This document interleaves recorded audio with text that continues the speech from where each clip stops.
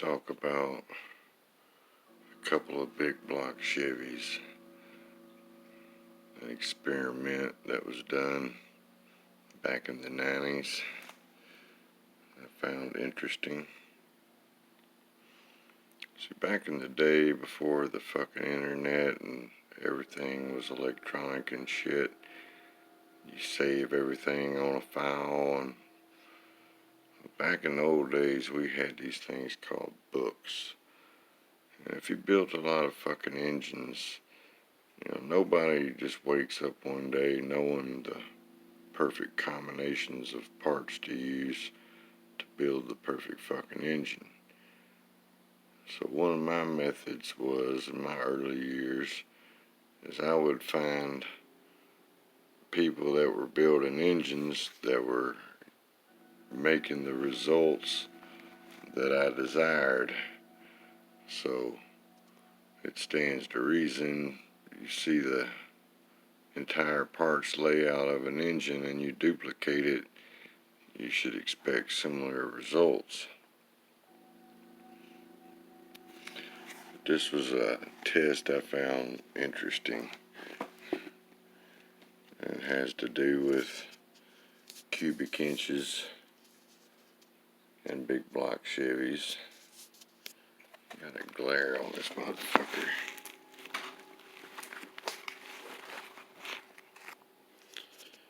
So the first engine they built here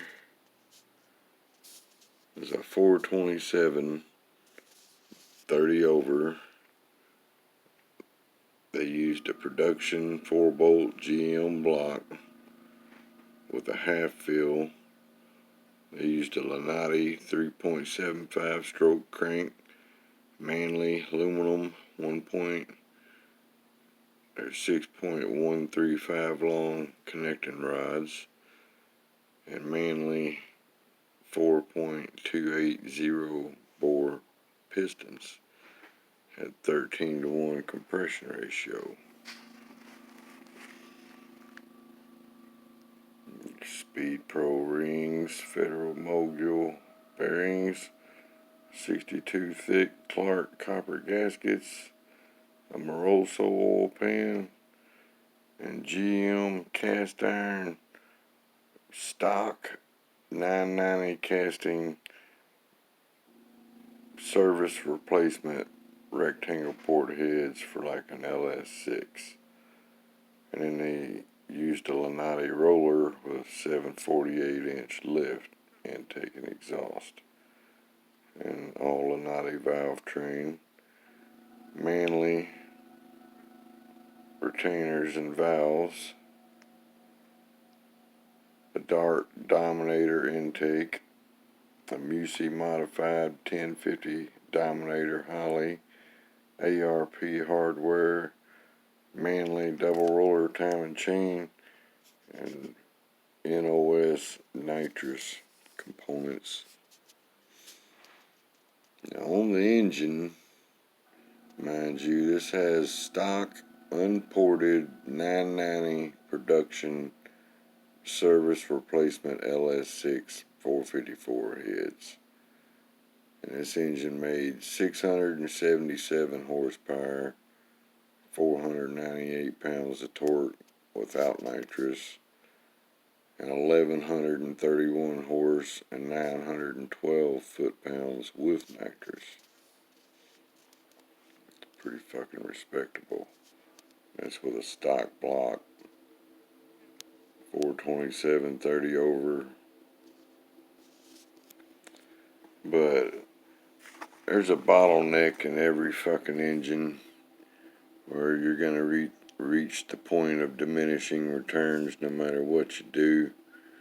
Like, say, your heads are your bottleneck, which in this case, it seems these heads flow about 340 CFM with a good competition valve job and shit. And that seemed to be about the bottleneck. So, say 340 CFM, theoretically 680 horse potential, it made 677. So the heads are the bottleneck. With a better set of heads, this engine would have made 100 more horsepower. And then they built the same engine, except put a 4-inch, they bored it 125 over. They put a 4-inch stroke Lanati crank in it. They made a 482 cubic inch out of it. They pretty much added 50 cubic inches. They used 1/4-inch long Manly aluminum rods, Manly Pro Series 4.375 bore pistons, and it had 14-to-1 compression. So it's got a full point of compression more than the 427 had, and it's got 50 more cubic inches.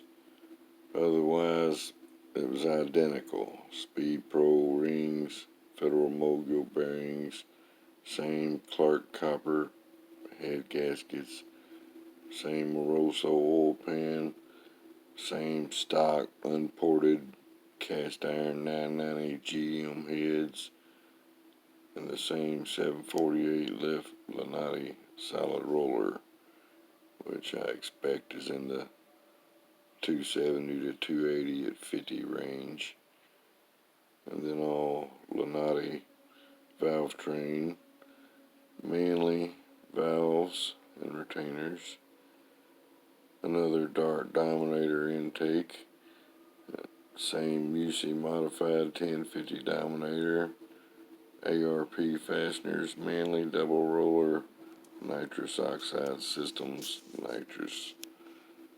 Same engine, both built identical, except one has 50 more cubic inches and a full point of compression more. So all these stroker advocates and shit, well, here's what we got by adding 50 cubes and a point of compression. 684 horse and 530 pounds of torque. So that is 7 more horsepower and about 32 pounds of torque more than the 427 made. And mind you, the 482 here has a point of compression more, so that's gonna add in the power. So really, with these heads, they reach the point of diminishing returns. 340 CFM, there again, 50 cubes more compression, only made 7 more horsepower. Same shit, same cam, same heads. So this engine was built to run in a class back in the 90s that required you to use unported cast iron heads. But the nitrous, they spraying the shit out of this fucking thing. It's like a 600 shot. So the big engine made 1285 and 1,005 foot-pounds of torque with the nitrous engaged, where the smaller engine made 1,131 horsepower and 912 foot-pounds with nitrous. So the nitrous can overcome the bottleneck in the system. It made about 150 more horsepower with the same shot. They both had a 600 shot. The big engine made 150 more horsepower on the same nitrous jets. But that just goes to show everybody hollering stroker, stroker, stroker, and all this shit. If you just take an existing engine and it makes this much power and you pretty well got it maxed out with the fucking heads and shit that you already have, and you just put a stroker crank in it, I wouldn't expect much more horsepower and, you know, a little more torque. Of course, about every cube equals about a foot-pound of torque, give or take. But as far as the horsepower goes, you're not gonna add a 1/4 inch of fucking stroke to an engine and add 100 fucking horsepower to it. That's just ridiculous. And this engine here is not just some blowhard motherfucker. This was Pat Musey back before he catered to the fucking billionaires and shit. There was a time when he was a regular guy building real world engines and shit. And he's quite the engine builder. I have much respect for Pat Musey, and I have followed his builds for many years now. If you want to build good engines, follow people who build good engines. You know, Billy Bob down the street who claims his mud truck makes 1,500 horse with a basically stock 454 in it. You need to pay that guy no mind. People like Pat Musey and Joe Sherman and Sonny Leonard, David Reher, Buddy Morrison, those are the people you pay attention to.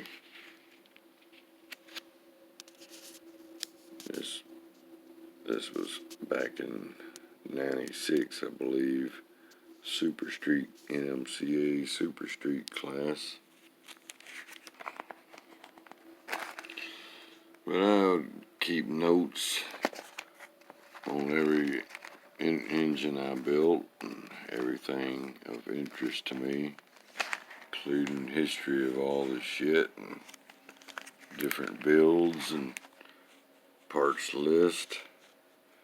You know, if you have all this on your fucking phone, what if you lose your phone? You know, what if some EMF fucking hits and shuts down the grid and your fucking phone no longer works?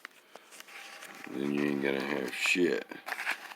So it's best to have real world shit you can put your hands on.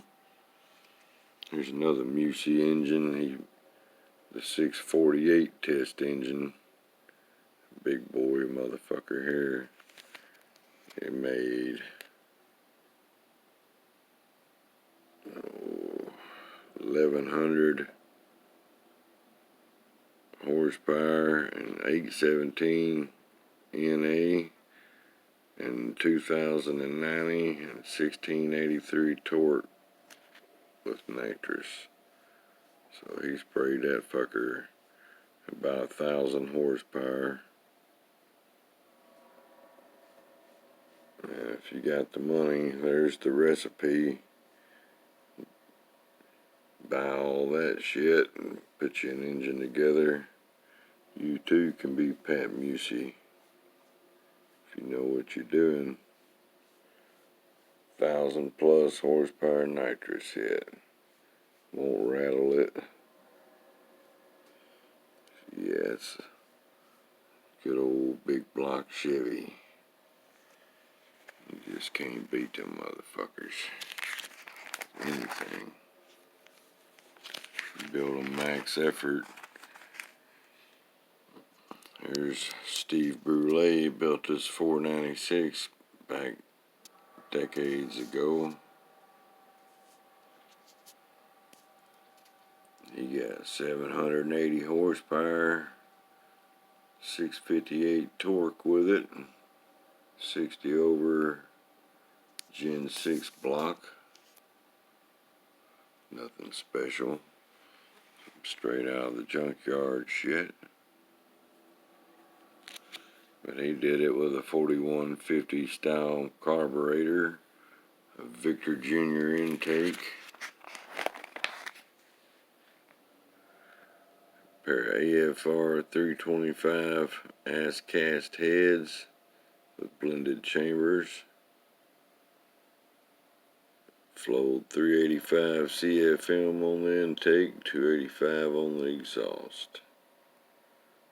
And he used a 274 280 at 50 cam on a 110 load separation comp.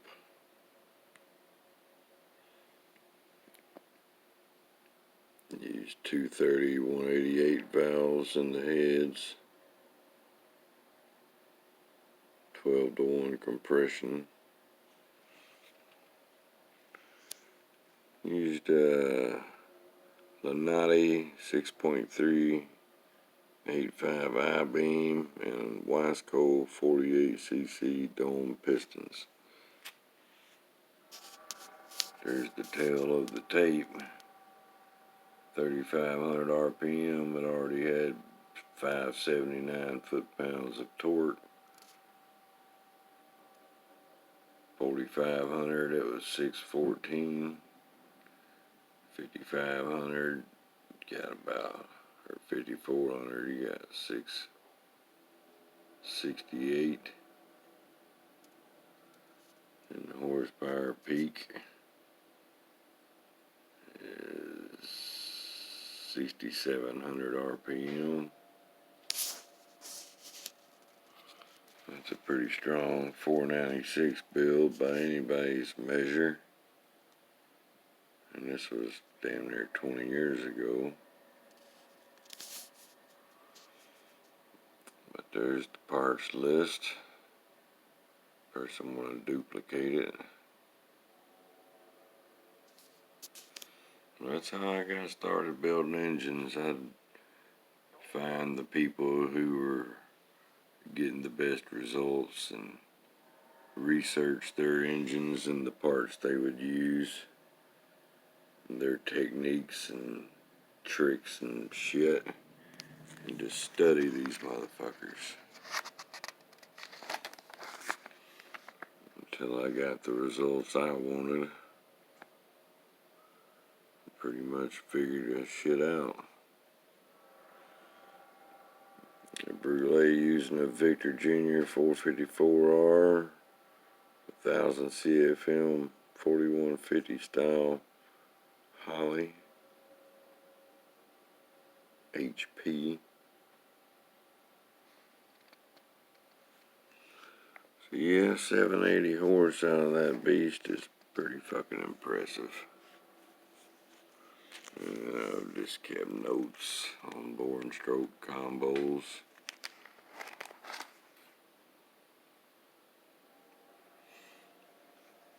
Here's a 327. Made 553 horsepower, 433 pounds of torque from a 30 over 327.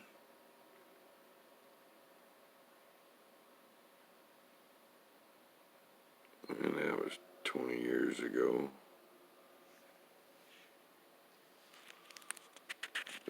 This shit's been done for years.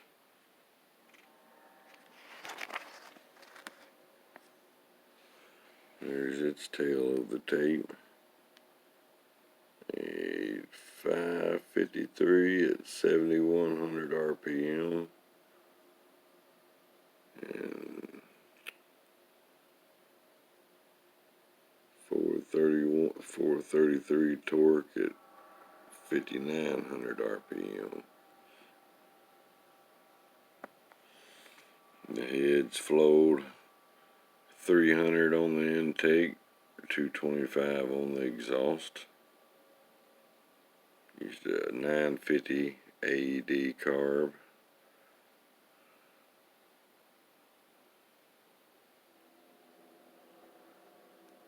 Used a big Professional Products Super Hurricane intake.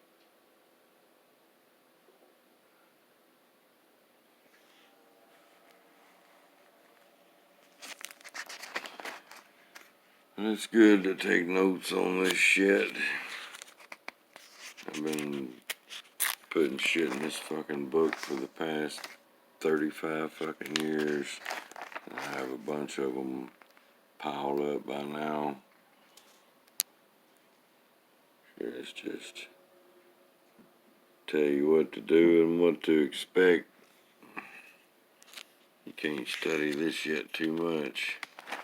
It's always good to have reference material. Like I said, grid shut down, you still got your books. This car here was badass. So Camaro Raw Stomp, got him a 427 in it. Runs high nines in the quarter. This is back in 1994. This is 72 2-bolt main 454 with a 427 crank.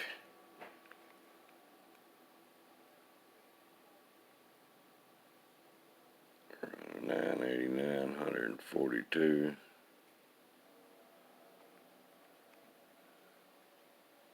Got a 410 gear, Chrysler 8 3/4 rear end under it.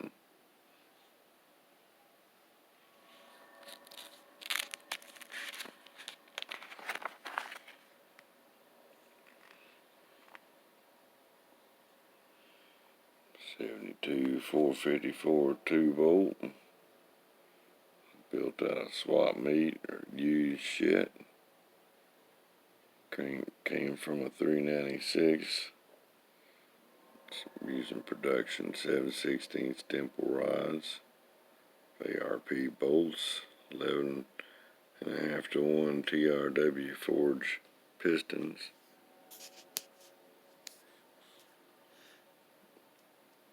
Home ported and polished oval port heads. Had 10 1/4 to 1 compression. Had a crane roller cam. Was one of Paul McCure's old pro stock grinds, sporting 748, 749 lift, 310 duration at 50. There's the secret to why this engine made the power it did. Crane roller lifters. He paid $175 for that shit. Used a Holly strip dominator paid $175 or paid $75 for. Topped it off with a 1050 dominator. Swap meat piece, $250. 300 horse or $300 Nitrous big shot system. You're running 1020s at 128 through the mufflers on street tires. Had $6,000 in it at this point. But he wanted to go in the 9s and the overport heads, which he originally invested $1,500. This money was then rolled over into a pair of dark 320 aluminum heads that were purchased from Paul for $2,500 complete. Strip dominator manifold was sold for $150, and this money was used to buy a new dart intake for $270. After having the heads angle milled, the compression was brought back up to 10 1/4 to 1, and with help of the new heads and intake, has been good for high 9s in the 140 mile/hour range. Best being a 989 142.5 on street tires through the mufflers. Though we have to admit that Ross had some pretty good luck finding the right parts and pieces at the right prices. His Camaro is rolling proof that sometimes the basic desire to go fast can overcome one's monetary deficient. But yeah, I got whole fucking books of this shit, and anything you ever want to know about which I have them for Bigblock Chevys, Oldsmobiles, Pontiac, small block Chevys. They're my my notebooks. So anything I forget, there it is. But I recommend anybody building engines should keep notes, especially on engines you build, on all your specs and clearances and everything about the fucking engine. That way, years down the road, I've built shitloads of engines. It's hard to remember one I built 10 years ago. So, but if I got it all filed away, then I ain't gotta remember it. I just look it up, know exactly what was in it, how it was built and shit. Keep notes, folks. Yeah, it's old school, some grandpa shit, but it's been working for me for decades. And there's built a 9-second Bigblock Vega Part 1. I think that article goes back to about 1973. They lay it out for you, how to build a 427 Vega that'll run 9s in the quarter and still be street legal. But put you a notebook together, you'll be glad you did.